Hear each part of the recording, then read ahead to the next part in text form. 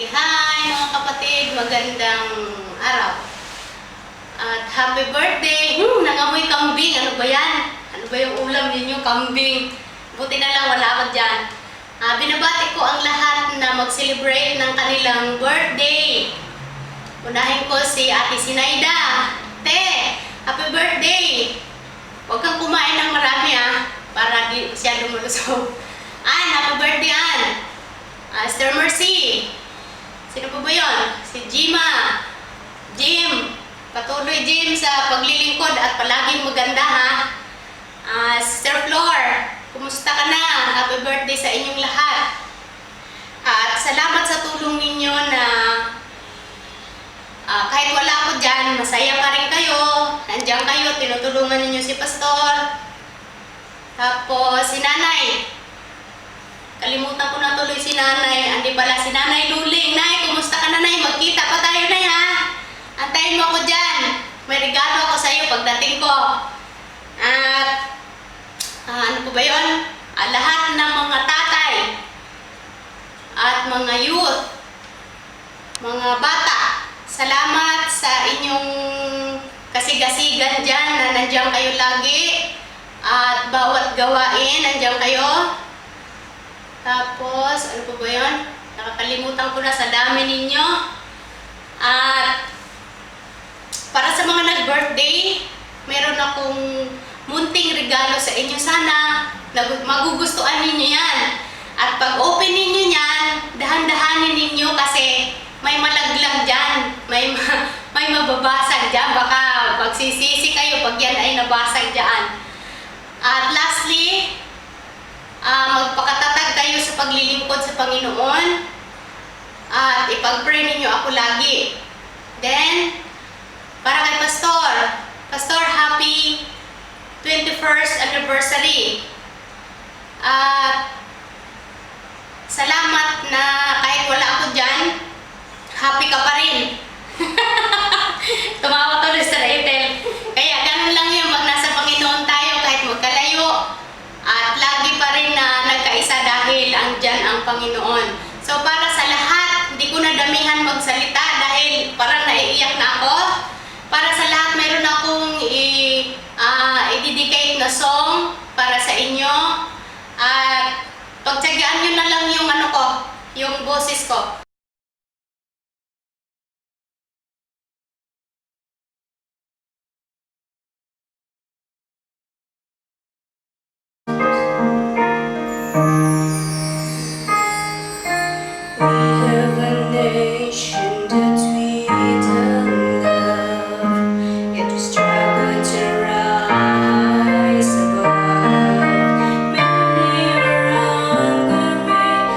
So sincere.